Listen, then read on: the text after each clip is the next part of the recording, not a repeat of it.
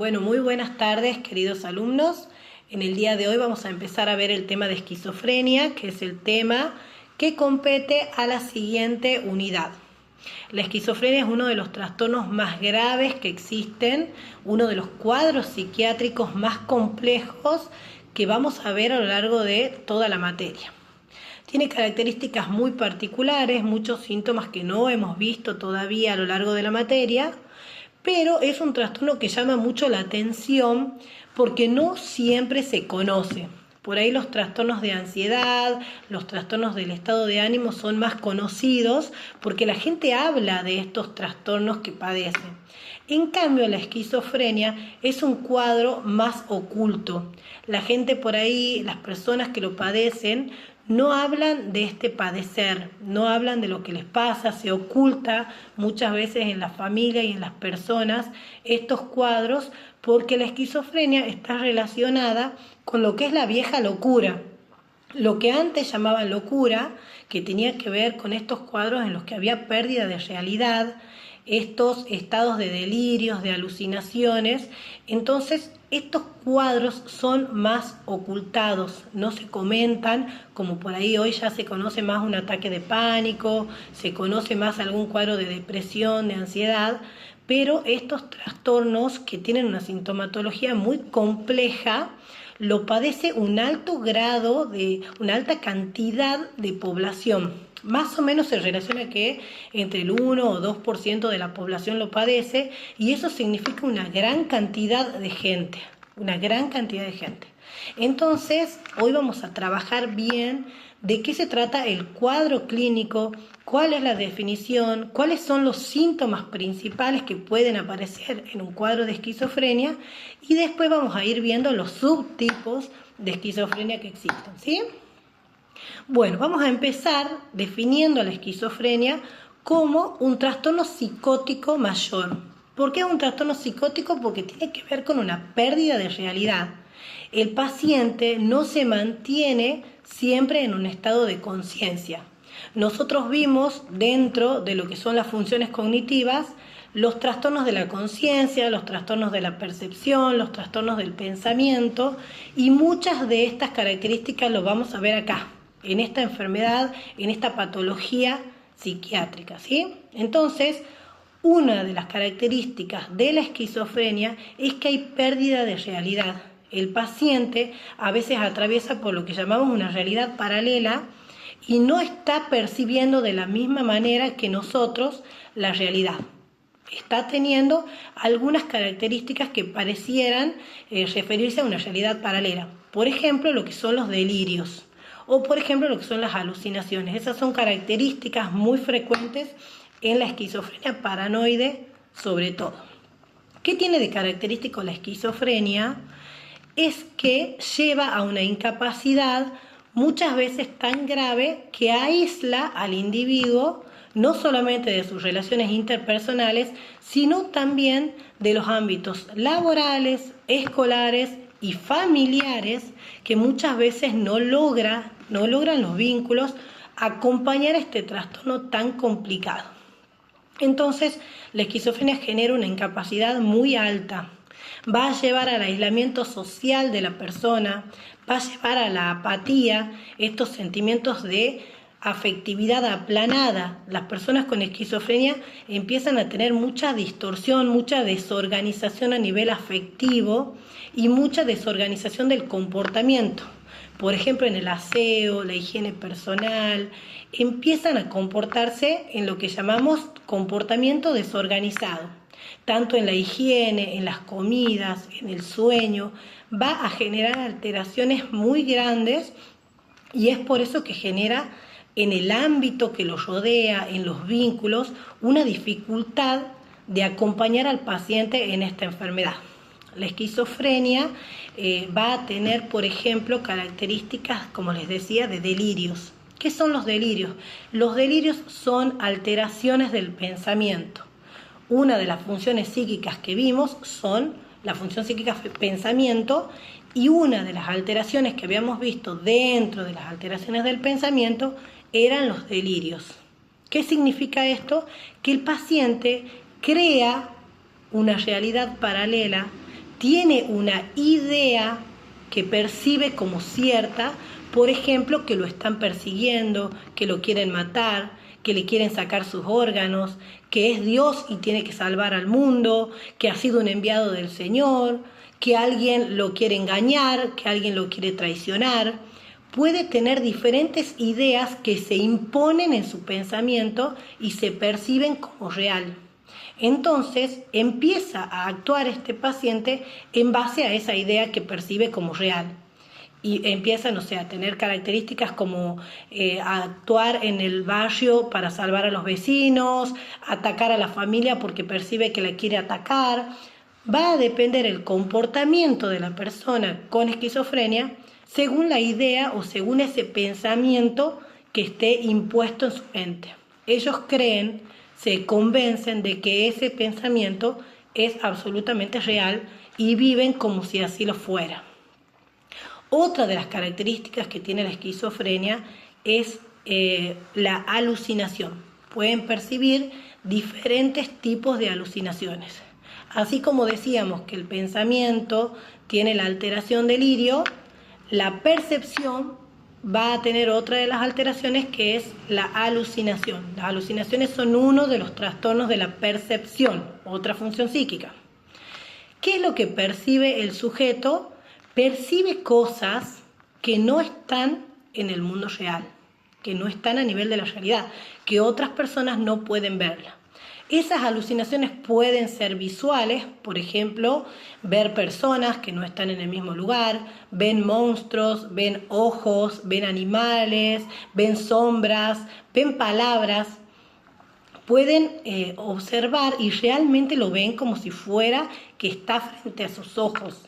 Esas son las alucinaciones visuales. También puede haber alucinaciones auditivas. Generalmente estas alucinaciones tienen que ver con insultos, atacar, decir cosas feas al paciente. Por ejemplo, muchas veces les dan órdenes, tenés que matar a tal persona, tenés que atacar a tal persona, o si no le dicen, sos un inútil, no servís, haces todo mal, siempre te hacen lo mismo. Entonces son voces internas que le hablan al paciente y el paciente las escucha como reales. Realmente sienten que eso está pasando. Entonces muchas veces los pacientes empiezan a seguir estas órdenes o empiezan a actuar en base a eso, en base a lo que están escuchando, pues realmente lo perciben. A veces se tapan los oídos para poder dejar de escuchar esto, pero sin embargo, como es algo que está dentro de la cabeza, siguen escuchando las voces. Estos pacientes sufren muchísimo porque empiezan a tener una confusión muy grande entre lo que es real y lo que no es real. Entonces les cuesta mucho convivir con esta enfermedad. Lo real es que en pacientes con esquizofrenia hay un alto grado de suicidio. Hay muchos pacientes que cuando no han sido bien medicados o no han podido ser ordenados con la medicación, han llevado muchas veces al suicidio, porque es un padecer muy grande que por lo general genera comorbilidad con otras enfermedades como por ejemplo la depresión o trastornos de ansiedad. Diferentes trastornos que se empiezan a acompañar a la complejidad del cuadro y al padecer del sujeto que no puede actuar ni afectivamente ni desde el lado comportamental con los parientes, con los amigos, con la pareja. Entonces se realizan como muchas peleas, mucho abandono del tratamiento, internaciones, y bueno, llevan a una depresión tan grande y a un susto tan grande que muchas veces, como les decía, lleva al suicidio de las personas que lo padecen. Bueno, otra de las características y de los síntomas que vamos a ver en la esquizofrenia tiene que ver con el deterioro cognitivo. Las personas que padecen esquizofrenia tienen generalmente algún deterioro, tanto a nivel de las funciones ejecutivas, en la psicomotricidad, como a nivel de la atención. Muchas veces se dispersan, su nivel de atención baja y entonces se muestran como con poca capacidad de juicio, de razonamiento, porque, como les decía, están como en un estado de confusión, empiezan a dudar entre lo que es real y lo que no. Esas son las funciones principales cognitivas que se afectan. Muchas veces la atención, la memoria y las funciones ejecutivas se empiezan a alterar por lo mismo. ¿Por qué? Porque una de las causas de la esquizofrenia no tiene como causas puntuales específicas que determinen la existencia del trastorno, pero se sabe que hay un deterioro neurológico. Al haber deterioro neurológico empieza a afectar lo que es la corteza cerebral y entre eso están, algunas funciones psíquicas, algunos lóbulos de la corteza cerebral que van a tener diferentes funciones, como les decía, atención, memoria, funciones ejecutivas, sobre todo acá. Otra de las áreas que se ve afectada es la afectividad. También hemos visto dentro de las funciones cognitivas lo que es la afectividad.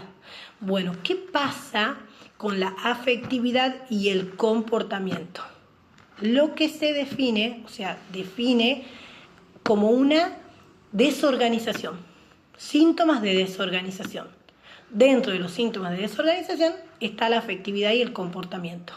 Su afectividad es desorganizada. Muchas veces se muestran apáticos ante situaciones que al paciente generalmente le generaban mucha afectividad, mucho compromiso, ver a los nietos, ver a la pareja, ver a los amigos, y de repente se distancian afectivamente de estos vínculos, o puede ser al revés, puede ser que se aferren afectivamente a cosas o a personas que no tienen lógica de ser. Puede ser que su inestabilidad emocional sea muy inestable. Hay veces que los pacientes estén como muy eufóricos y muchas veces muy depresivos, muy angustiados. Entonces hay una afectividad desorganizada y hay un comportamiento desorganizado. Esto que les decía hace rato, tanto en la higiene como en el dormir, como en el comer, empiezan a desorganizarse, se despiertan durante la noche, duermen durante la mañana, entonces se hace muy complicado el convivir con estas personas, pues se los escucha de noche, durante el día están durmiendo y eso también afecta, como les decía, a la vida laboral, a la vida escolar, porque imagínense que no tienen un buen descanso, tienen mucha confusión mental, su nivel de atención baja, entonces su rendimiento, tanto laboral como escolar, empieza a deteriorarse. También, como les decía, es muy difícil convivir con un paciente así porque es muchas veces impredecible. Y como les decía, que muchas veces estos pacientes tienen diferentes delirios, particularmente de acuerdo al pensamiento, al contenido del pensamiento, entonces un paciente con esquizofrenia va a ser más o menos peligroso de acuerdo a cuál sea la idea delirante que se esté imponiendo. No es lo mismo una persona que cree que es Dios y que está por salvar al mundo, que es un enviado y quiere ayudar a los demás, que una persona que siente que la quieren atacar y necesita defenderse. Por supuesto que esta persona que intenta defenderse, que se siente atacada, que tiene una paranoia, va a ser más peligrosa para el ámbito que lo rodea que personas que por ahí su delirio es mucho más leve y su comportamiento en torno al delirio son mucho más tranquilos. ¿Qué pasa con la esquizofrenia? La esquizofrenia es una enfermedad que tiene que ser medicada. Los pacientes con esquizofrenia toman antipsicóticos, pero estos antipsicóticos no son 100% efectivos. Muchas veces calman los síntomas, el paciente se mantiene en tratamiento estable, pero muchas veces eso genera un efecto de tolerancia y esto genera que los pacientes, que el antipsicótico deje de hacer el efecto que antes hacía y entonces empiecen a actuar como actuaban antes. Ya no tenga efecto y vuelvan a tener pérdida de realidad, vuelvan a tener situaciones delirantes. Actualmente hemos visto algunos de los casos que salen en televisión por los cuales, ahora una mamá ha matado a su esposo y a sus hijos, se supone, se predice que podría haber tenido así algún tipo de esquizofrenia, pérdida de realidad. Hay que ver qué pasaba por esa cabeza, ¿no? ¿Qué habrá pasado? ¿En qué situación delirante, en el caso que haya sido una esquizofrenia, en qué situación delirante se habrá presentado en imágenes y en ideas en su cabeza para actuar de esa manera en la que actuó, porque no pareciera estar bajo los efectos de la lógica, sino bajo los efectos de lo que llamamos pérdida de conciencia o pérdida de realidad. Bueno, una de las cosas que quería destacar es que la esquizofrenia aparece generalmente en su estado más alto en la adolescencia o en la temprana juventud. Por lo general, hay algunos síntomas prodrómicos que aparecen en los primeros años de vida, cuando uno empieza a analizar la enfermedad ya habiendo aparecido en la adolescencia o juventud, empieza como a mirar para atrás y aparecen ciertas características que ya daban indicios de algunas particularidades. Por ejemplo, que se aislaban en situaciones sociales, como una personalidad que se deprime, que se angustia, dispersiones. Es como que ya, si uno se pone a ver para atrás, existían algunos síntomas, pero no siempre esos síntomas son determinantes de una esquizofrenia, pueden ser determinantes de otras alteraciones también. Entonces se diagnostica generalmente una esquizofrenia en la mayoría de los casos, como les decía, en la adolescencia o en la juventud. Más o menos hasta los 45 años. Muy difícil que después de los 45 años inicie recién un cuadro de esquizofrenia. Bueno, la esquizofrenia, vamos a dividir a la esquizofrenia en 4 características principales. Un poco de las que le estaba nombrando, pero vamos a organizar bien el cuadro clínico. Por un lado, existen lo que llamamos síntomas positivos. Los síntomas positivos son los que nombraba como alucinaciones y delirios sobre todo. Se llaman positivos no porque sean buenos, sino todo lo contrario, sino porque son síntomas en más. Son síntomas que van a elevarse a un cuadro de una persona. Por eso son síntomas positivos, porque hay algo que no existía y ahora aparece. Diferente de los síntomas negativos que vamos a ver después, que son características que el sujeto posee, pero van a empezar a decaer. Negativo en el sentido que baja, que disminuye. Bueno, los síntomas positivos, como les decía, alucinaciones y delirios. No todas las esquizofrenias tienen alucinaciones y delirios, sino que estas son las más conocidas de la esquizofrenia, sobre todo paranoide. El delirio, como les decía, como un trastorno del pensamiento, una idea que se le impone al sujeto y el sujeto empieza a actuar en base a eso.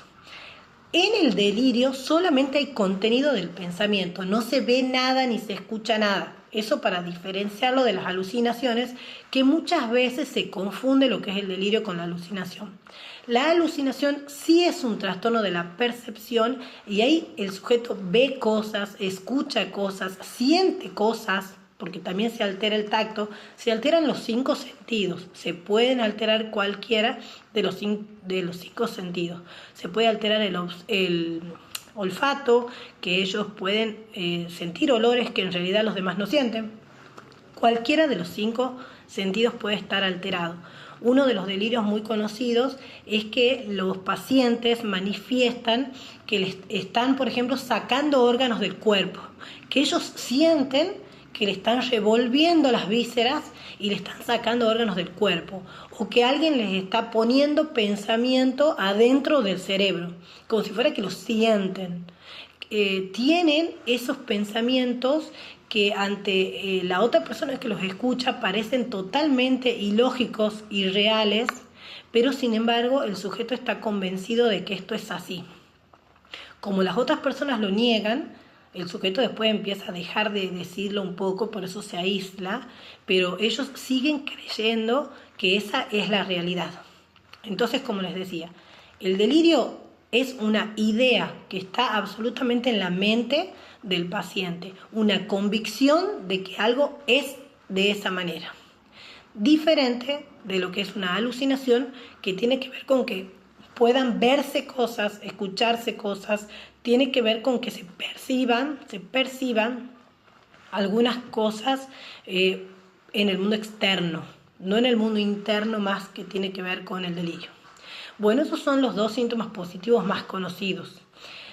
Por otro lado están los síntomas negativos, que como les decía son negativos porque empiezan a disminuir algunas características que el sujeto ya poseía. Por ejemplo, alogia. ¿Qué es la alogia? La falta de lógica en el discurso. Ellos de repente, una persona que actuaba con total, podríamos decir, coherencia, de repente empieza a actuar con falta de lógica, con incoherencia. Dice cosas que no tienen sentido para los demás. Esa es la alogia, la falta de lógica en el discurso.